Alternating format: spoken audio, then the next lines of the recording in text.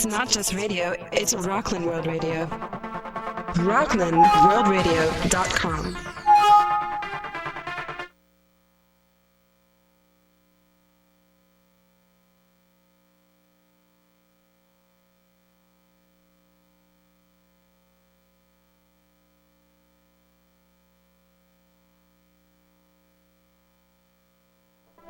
It's not just radio, it's Rockland World Radio. RocklandWorldRadio.com. RocklandWorldRadio.com.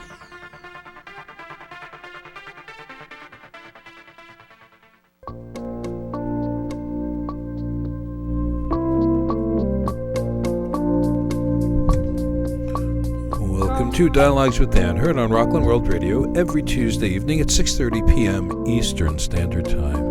Be sure to check out the archives for past programs. And now the host of Dialogues with Dan, Mr. Dan Windheim. Oh, thanks, Richard. Hi, everyone. This is Dan, and tonight, like I always say, we've got a live guest. I'm speaking with Amanda Cymore from the Outdoors Group of Nyack, New York. I'd like to introduce Amanda. Amanda, could you tell us again the name of the group? Sure. And about yourself. Sure. My name is Amanda Cymore. I am the owner of a company called Zenith Outdoor Group for Girls. I take adolescent and teenage girls into the outdoors just to get a little break from technology. I run after-school programs and programs on the weekend, and we do things year-round. As long as they're outdoors, that's what we're doing. Oh, great. And you say it's for girls. Mm-hmm. Maybe do you have like an age bracket? Yes, my group is open to fifth graders, would be the youngest that we take, and we actually go all the way up to senior year of high school. So 10 years old to 18. Most of my kids are 11 or 12. It's a really good age because you kind of catch them in middle school before they've decided what's cool and what's not. Exactly. When did this group begin, and how did you begin it, and why? Okay, that's a really good question. I guess this spring is when it really started to take form. I realized that I was seeing adolescent and teenage girls everywhere. I mean, teenagers, both boys and girls, but specifically girls sitting with their friends, looking at their phones and just doing this, B, not talking to one another, and just sitting around. So there's, I realize that's obviously connected to this obesity epidemic in America. Yes. And it's also affecting adolescents' social skills.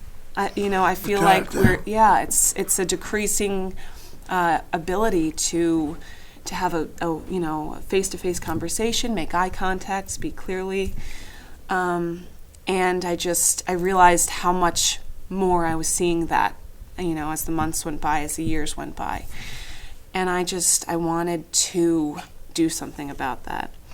In addition to that, I've always been a lover of the outdoors. I was very lucky to have parents who bought a lake house in the Catskills when I was young, and I grew up building forts with my sister in the outdoors. We caught frogs, we played in the mud, we went swimming, we, explored the woods every day. And I didn't realize until my adult life how much that enhanced my development, my tactile development, my sense of wonder, my time for idleness, which is something I feel like adolescents and children and teenagers are not given so much. There's there's this big push to have kids be scheduled every day of the week, and they have, lessons or practice or, a class.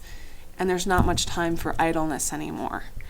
And so I'm a big advocate of having children and adolescents and, people in general go outside, just be still for a while, listen to the sounds, breathe in some fresh air.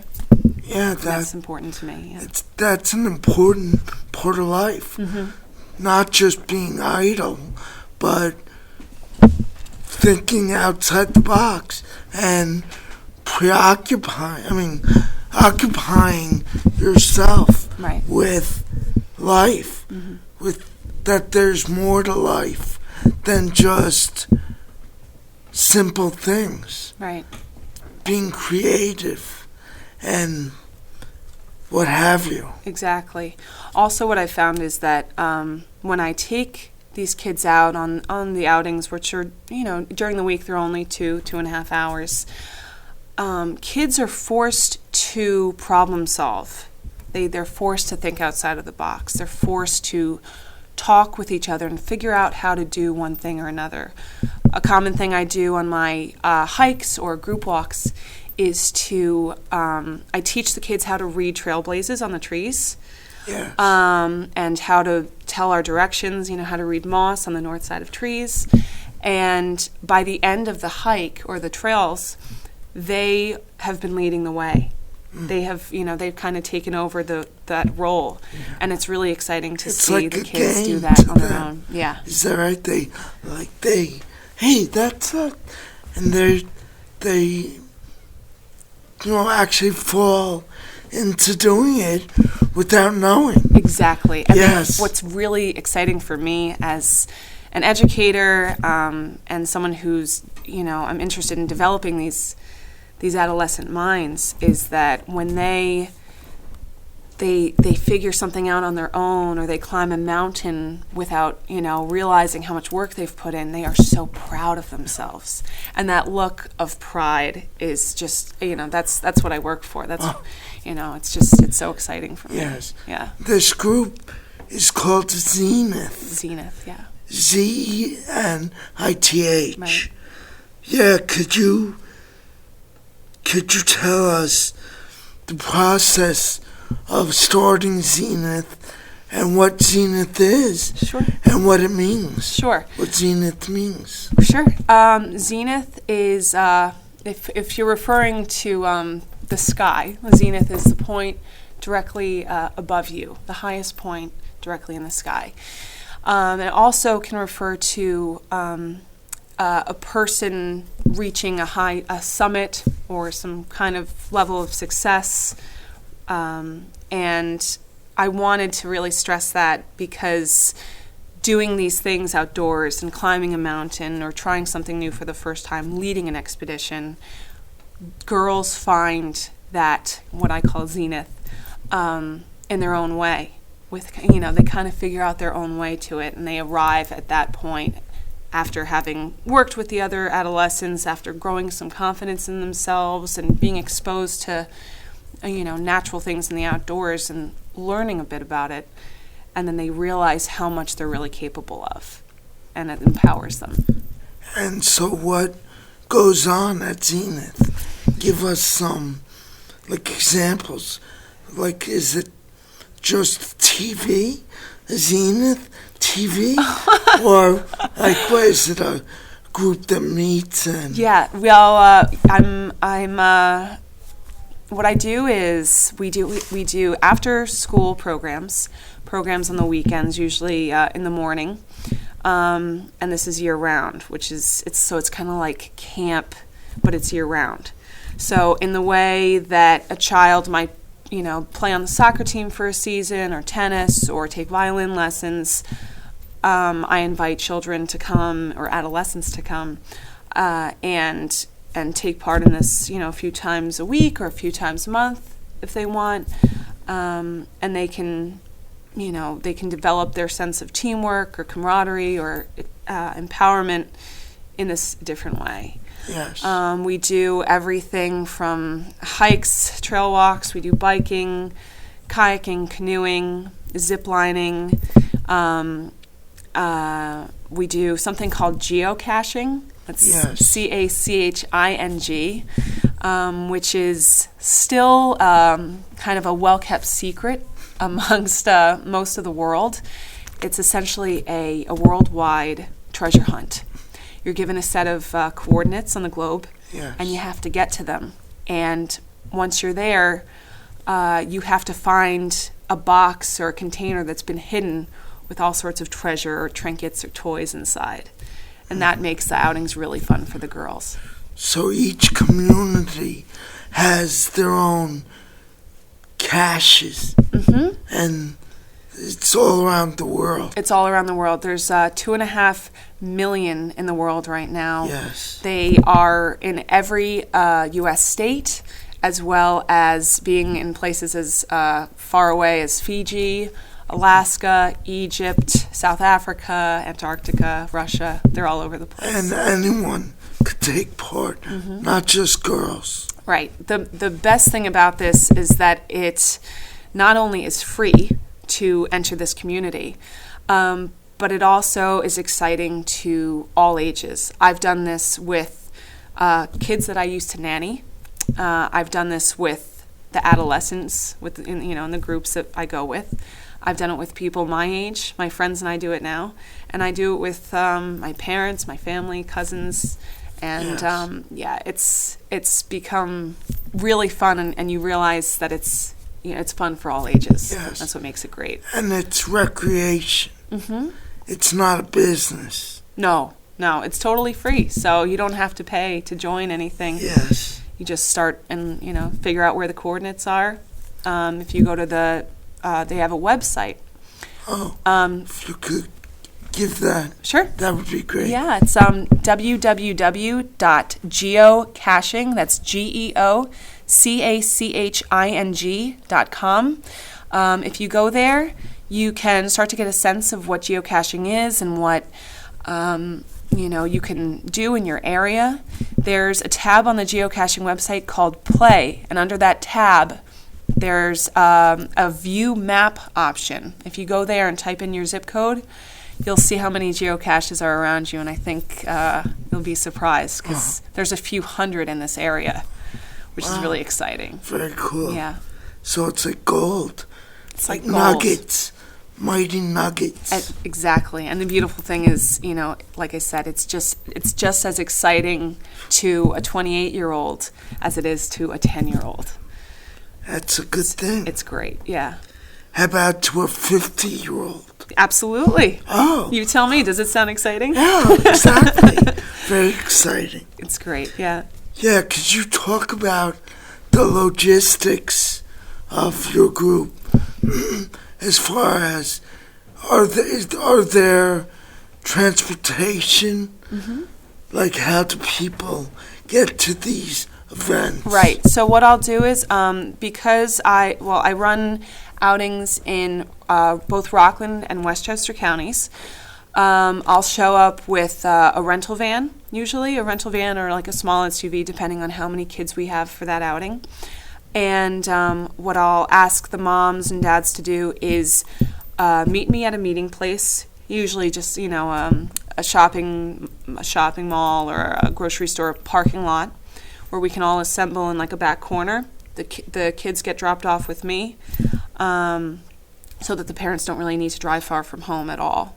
Yes. And then I take them from there, and we'll go to wherever it is. The beauty of what I do and people who live around here, what we're able to do is access these town parks and these state parks, where the Hudson Valley residents are so fortunate in that there are, endless, numbers of trails and mountains to climb. Harriman State Park itself has over 46,000 acres.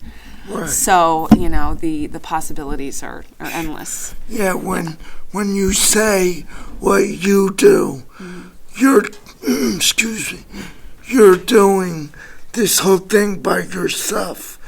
You don't have volunteers, or are you working on getting volunteers? I'm working on getting volunteers eventually, eventually I'd like to have, to bring in more people to lead these hikes and outings. Right now, this is my first business. Yes. This is the first time I've ever entered into this world of entrepreneurship. Sure. So I'm all I can afford to pay, and and it's still tough. But eventually I'd like to have, a whole bunch of, women working for me. When you talked about pay, this isn't free. There is a fee for participants. Right. Maybe you could speak about that. Yes. So essentially, I'd love to have this be free. The only thing that keeps me from doing that is my transportation costs for, rental and gas, tolls, and my insurance. So because I need to pay those things, I have to charge a bit. I would like to someday, make Zenith into a nonprofit, Sure. And, because I'm not in this to make money. I live a pretty simple life. I don't need much. What I really care about is getting these kids outdoors and active and talking to and working with one another. Those are my primary concerns. Sure. So, because of that, what I've started doing is talking to school boards, different teachers, counselors, parents, and getting an idea of how I might be able to start like a scholarship program, so that maybe if there's a family who can easily afford a few outings, that they might be able to sponsor a child from a family who has a lower socioeconomic status. Sure. And Exactly. then they'd be able to come because they need it just as much, if not more, Exactly. than the kid who's well off. Yes, maybe we're talking about this. Now how can people get involved? Right. Is there a website, phone number, your email? Yeah. So my company has a website. It's www.zenithgirls.com. You can contact me through there. There's a contact form. I am looking to meet anyone and everyone. I'll take advice from, anyone who's willing to, come and talk to me. Like I said, this is my first business venture, so I'm doing this for the first time. Right now, it's I'm looking into to help programs that might help me fund, maybe Rotaries. There's a woman I'm talking to from AmeriCorps who's recommended that I look into a federal grant through them. So I am looking into programs like that. If you or anyone has any suggestions about how I might be able to look into something new, I welcome you to contact me on the website. Yes, Amanda, maybe you could speak a little about past events, like actual events, and maybe coming events. Sure, yeah. I've done some really exciting things, both in Westchester and in Rockland. A few weeks ago, I took a few girls up to the top of Bear Mountain, and we actually climbed the Major Welch Trail there, which is a very challenging climb. And surprisingly, the kids were ahead of me on that hike. I kind of expected to be, saying, okay, come on, you can do it. And their young limbs were speedy, going ahead of me. And I had to say, okay, wait up a couple times, just to, but also to help them, just appreciate the act of going instead of just getting to the top. We did another one, a walk through a place called the Cranberry Lake Preserve. It's over in Harrison in Westchester. There's a number of geocaches on that trail. Actually, there's many trails. It's like a whole maze of trails. But it's really beautiful, and there's some wooden walkways that go over some marsh areas, and it's really beautiful in there. Great. Coming up, we have a few. Usually I do a few outings during the week. and 1 or 2 on the weekends. Like I said, early in the morning, because I know, kids have all sorts of birthday parties, and actually at this age, I get a lot of kids having engagements to go to bar and bat mitzvahs. This is the age for that. So on Saturdays, I have to contend with getting the kids back in time to be able to go to these things. But I know that tomorrow we are scheduled to go to the Graham Hills State Park in Pleasantville. And I know I've done some research, and I know that there are some geocaches there, which is always exciting. As you can tell, I'm a big proponent of geocaching. Yes. And then our next one after that is on Sunday. We're going to be going up to Anthony's Nose. Where's that? That's in Westchester. It's in Cold Spring. Oh, and great area. Yeah, it's a beautiful area. And the great thing about that hike is that it's actually pretty short. It's a tall mountain, but what's interesting about it is that it's very steep in the beginning, and then it levels off. So you get a chance to kind of catch your breath and enjoy, your walkway out to this vista where you can see, you're looking down on the Bear Mountain Bridge, and you can look to your left and see, the lower Hudson. Perfect. It's beautiful. Yeah. Yeah, could you give us an idea of prices? Sure. I mean, you mentioned it, but actual numbers? Yeah. So I do weekday outings that last, like I said, about 2.5 hours. For one of those, it's $50. And for the weekend, which ends up being like 3.5 or 4 hours, it's actually just $15 more. So it'd be $65 for a weekend day. And children, the girls are invited to sign up for as few or as many as they want. There's, there's no big obligation. Yeah, I saw you could even combine, like, one one weekday with weekend, or you could mix and match. Yeah, I'd like to, to do that for a number of reasons. Let's say a mom signs her daughter up for one, a Tuesday and a Saturday, either just one time or a recurring obligation. The girl would be, like I said, if it's just 2.5 hours, there's no big commitment. It's just a great opportunity for her to get out, disconnect from her cell phone or her whatever screen she has for a couple hours, get into the fresh air, decompress a little bit from school or any social pressures that are going on. And with the weekend trips, the great thing is that these girls they're afforded more time with one another, and what that does is they learn to trust one another more. They open up with each other more, and the bonds that are created between them are thus strengthened. And so that's, it's interesting to see the kids during the week and on the weekends. It's nice to see both things, both dynamics. Yeah. Yes. Did you ever have a parent say, I know my daughter goes, but I have a young son, would he be able to join his sister and also go? Could you make an exception? Well, please, Amanda. Right, please. I've actually had parents beg me to take boys as well. Yes. I love, boys are great. And I've actually talked to some people about, why that would be a great thing to have boys come out. Yes. But I say no, ultimately, for a few reasons.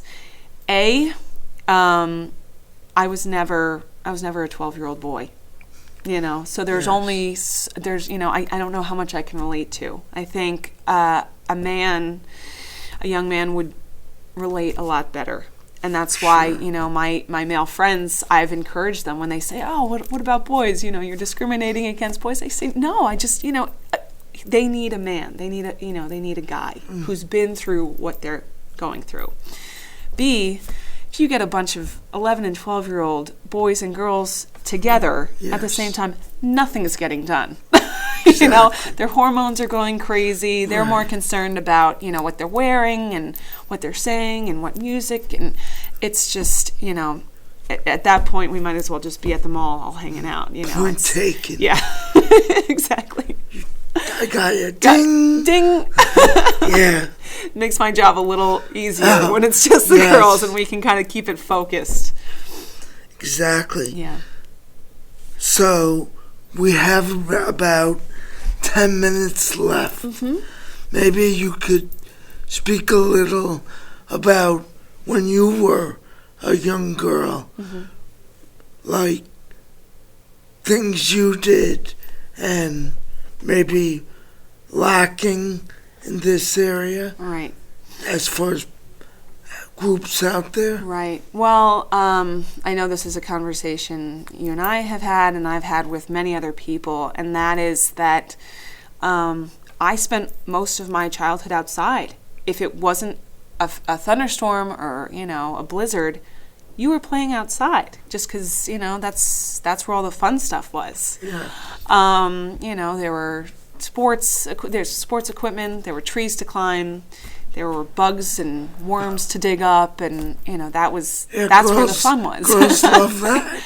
Huh. I did. Oh. My sister and I did. We played a lot outside. Your girls in the group?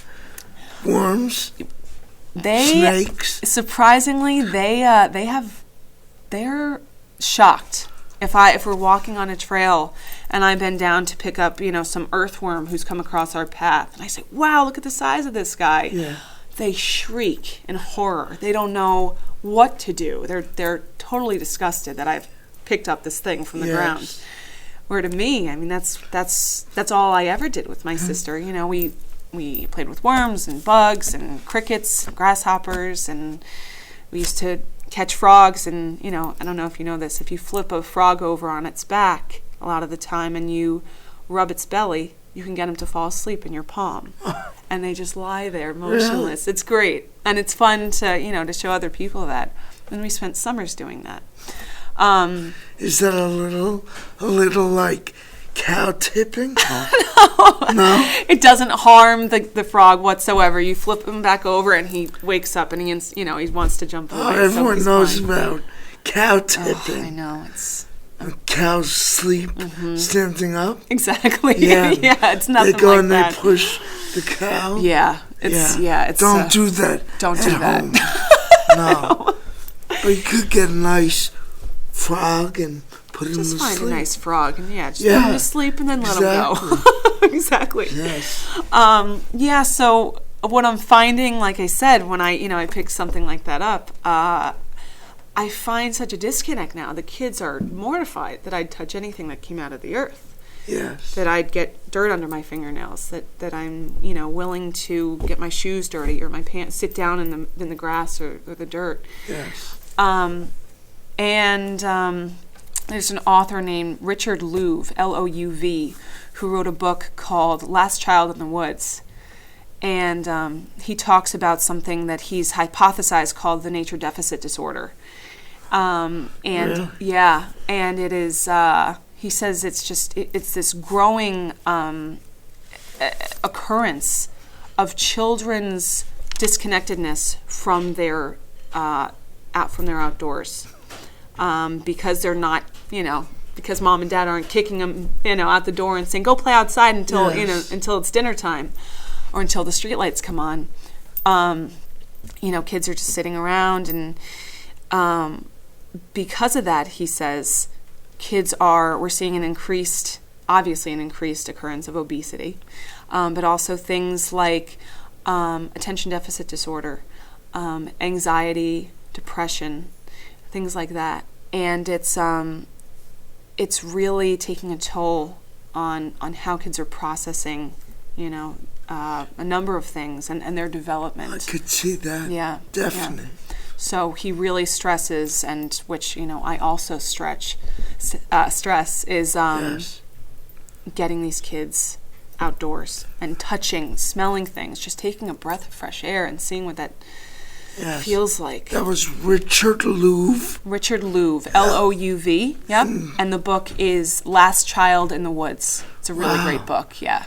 I recommend it. Awesome. Yeah, he's great. Oh, thank you. Yes, before we end, maybe you could repeat your email, the website, Sure. and maybe a phone number. Sure, yeah. And I'd also like to say I have a few websites that your listeners might want to check out if they're interested in what Yes, please. Sure. So, again, my name is Amanda Cymore, Cymore. My company is Zenith Outdoor Group for Girls. Our website is zenithgirls.com. You can reach me at either my email for the group, which is zenithgirlsgroup@gmail.com, or you can call our phone number, which is 845-323-9686. Yes. In addition to that, I just want to give you a couple of these sites, which are pretty cool to check out, especially for parents who are looking to do, outdoors things with their kids. One is a network that Richard Louv set up. It's called the Children and Nature Network. And if you go to the website, their website is childrenandnature.org. And on that website, there are links to many publications. He has books, blogs, articles on nature education and outdoor play. And it's really good if you're interested in just learning more about how outdoor education can enhance the development of children. There's another one called discovertheforest.org. What it does is you just type in your zip code, and it will give you a map of all the different forests and park areas around you. That's excellent. Pretty simple and straightforward. There's another one called, actually, if you go to the Rockland government website, it's just rocklandgov.com.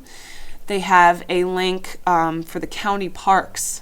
Oh, yeah, and it's fantastic. Great. Again, it's all free, and you can just look it up and see where these are. I mean, they're all around us. We're really lucky in Rockland. Yeah, most definitely.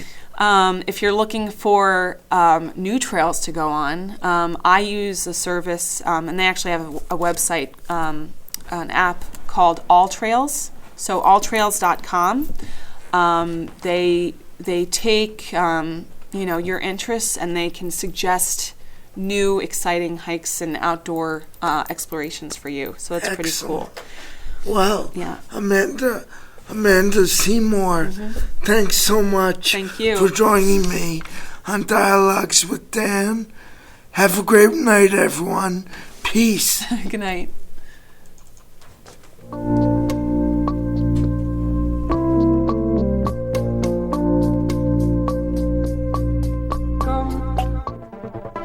It's not just radio, it's Rockland World Radio. RocklandWorldRadio.com